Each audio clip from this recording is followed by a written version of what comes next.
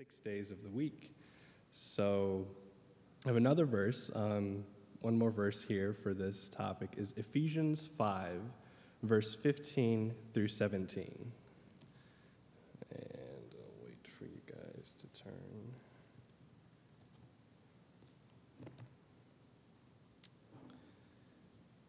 And that reads, "See then that you walk circumspectly," and that's basically means that you think about every circumstance. So you're walking in wisdom. "See that you walk circumspectly," I don't know if I'm saying that right, "not as fools, but as wise, redeeming the time, because the days are evil.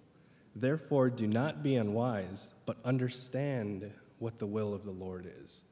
Now, how can we understand what the will of the Lord is? What can we do? How are we supposed to spend our time? How can we walk circumspectly and think of every circumstance? And this isn't just talking about Sabbath. This is talking about every day of our lives, how we're supposed to conduct ourselves and what we're supposed to be doing. And we know this book, the Bible, teaches us what we're supposed to do.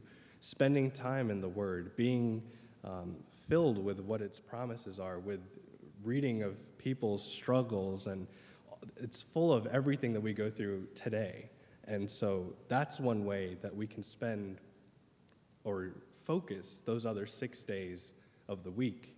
And we can spend time in prayer. We can spend time actually going to God and not just worshiping Him only on Sabbath, but also coming to Him throughout the week, bringing Him our woes, bringing Him the issues that we have going on. Not just remembering Him only on the Sabbath day, but remembering Him every single day of the week. So that's the point I have on time. The next one we have is money. And this is, I'm sure we all are, money is huge today, especially with everything that's been going on in the economy, and you hear it on the news and everywhere all the time. So the verse that I wanted to go over with money is Leviticus 27, verse 30 and 32.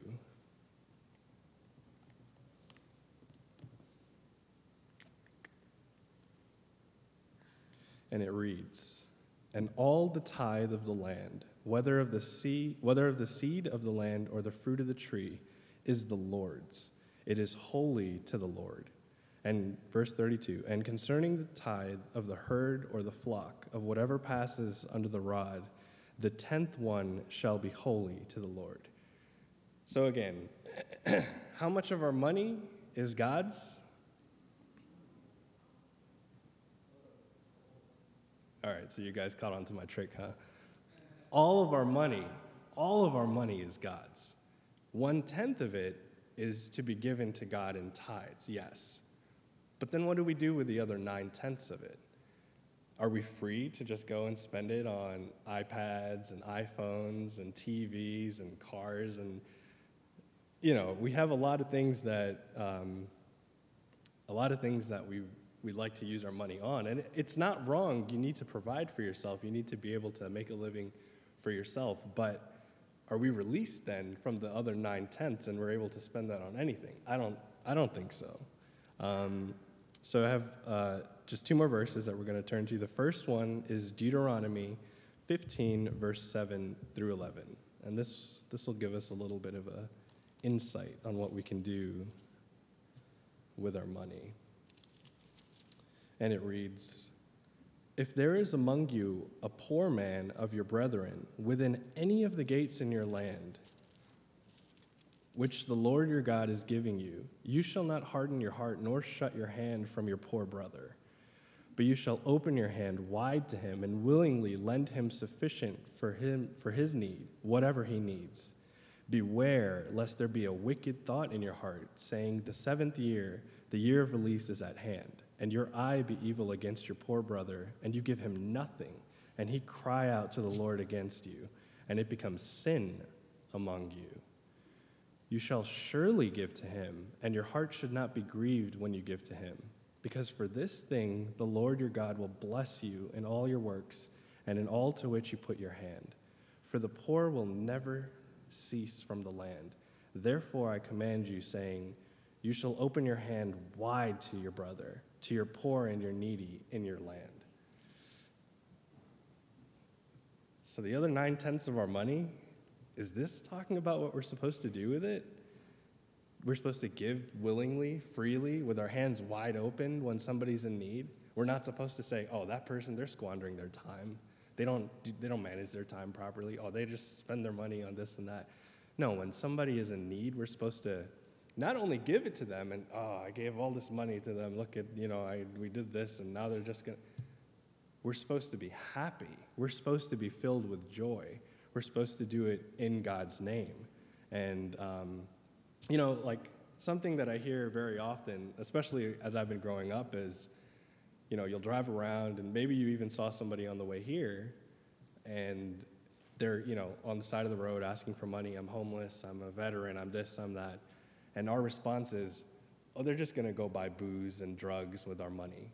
But God didn't say if they're going to go buy booze and drugs, don't give them money. That's up to God. He will deal with them accordingly. Our job is to take care of the needy in our land. Our job is to take care of the people who are less fortunate than us in our land.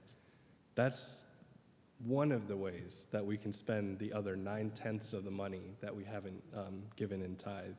And the last verse that I have, it's kind of a hybrid between the time and money. And it is 1 Timothy 6, verse 9 through 10.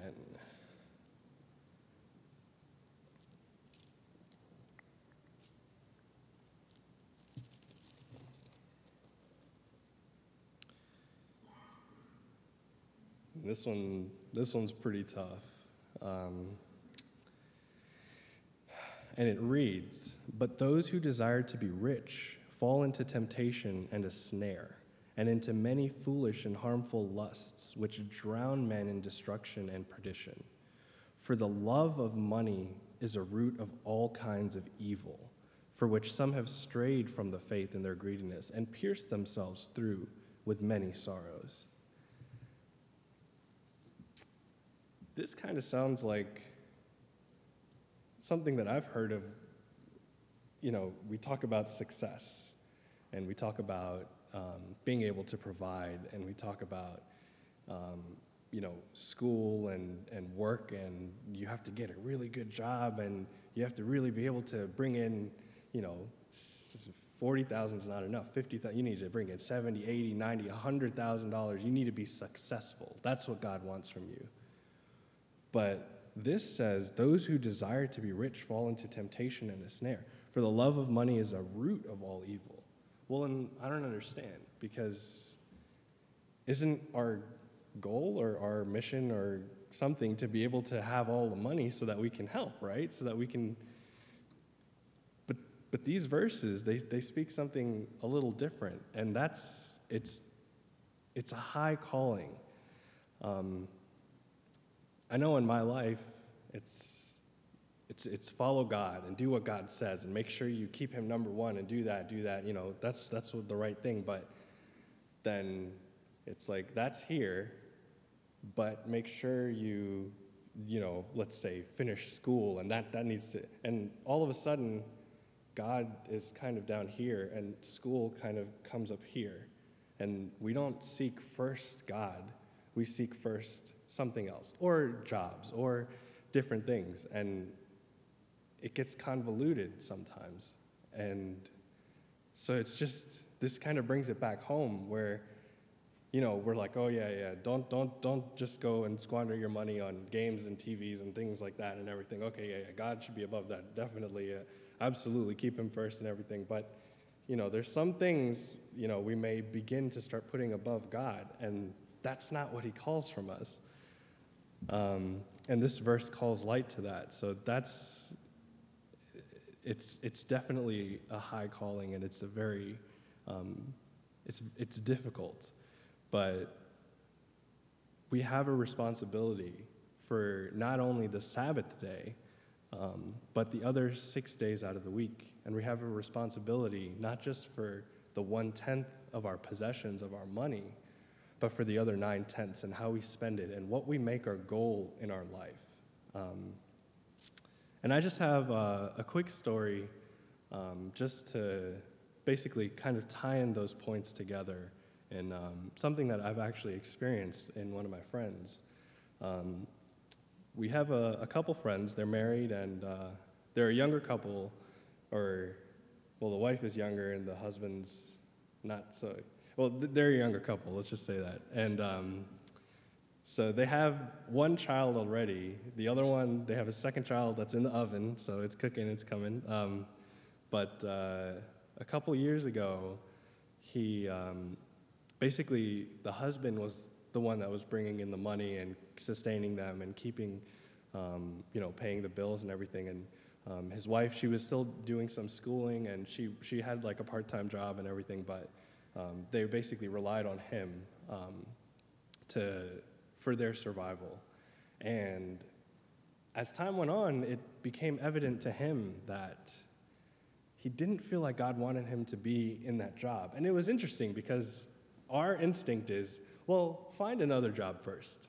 Don't just quit. That's crazy, right? Find another job and make sure that's what you do first. But it was just a tug, and one thing after another at the job just kept pulling him back and making him think, I don't know. And when you have a child, I don't have any kids, but I assume when you have a child, everything changes. All of a sudden, those cars and those perks and everything, no, we need to take care of the baby, right? Your perspective changes. And so can you imagine being tugged away from the single income, basically, that you have? And eventually, push came to shove, and he left with no other job. It's crazy. Like, what are they going to do now? How are they going to survive? They were younger, arguably, and so he had some money put away in his 401k. He was able to pull some of that, but that's not really enough for an indefinite intermission from, what the next step is, what the goal is. And you have a child, and so it was kind of, we talk about the other responsibilities that we have in our lives, and we've read some of the verses about this, and it was pretty amazing because all of a sudden, money started coming in from friends, from family, from different people who were also committed to God, who were following God's word, who were seeing people in need, and all of a sudden saying, oh, I don't need to get this, I don't need to go out and eat at this restaurant today. I can just give them some of that money. I don't need to the point where it was at least 6 months, I want to say it was close to a year, that they were able to, and it was not easy. Every month it was like, we kept really close contact with them, and it was like, how are we going to make it to next month? We don't know, but we know God's taking care of it. And he did. And it was amazing to see, because in this day and age, we put a very high value on security, on job security, on our finances, on the way that we have everything set up for ourselves. But they gave that to God. And I'm not saying this is going to happen for everybody's situation, but he really came through in this situation, and they were able to, eventually they were willing, like, God, if you need us to move, we'll move. And, they started looking all over the place. They looked overseas, and they ended up moving out to Memphis, Tennessee, and they've created a whole new life out there. But what was amazing about this was they were very active in the church that they're in.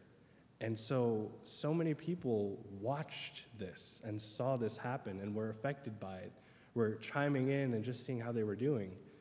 And it's just amazing to see. The thing is, nobody, not them, nor me, nor anybody else that was involved, would have ever seen God shine through that situation had they not stepped out in faith and given it to God. And sometimes we get stuck in a situation like that. No, we're not going to give this up. We can't. God, how are we going to survive? How can we, God, we need this job, we need this, we need that. But There's times when God will call you out to do something that is absolutely illogical in our little puny human minds. But God always has a plan. So I give you this challenge today. I give you the challenge of not only using your energy for God on Sabbath and then moving the rest of your week and to shape around just what you may desire or what you're looking to do to make ends meet. And not only give the 10%, the 1/10 of your income to God, but be conscious of the 9/10 that you spend outside of this, outside of the church, and use that still in God's will.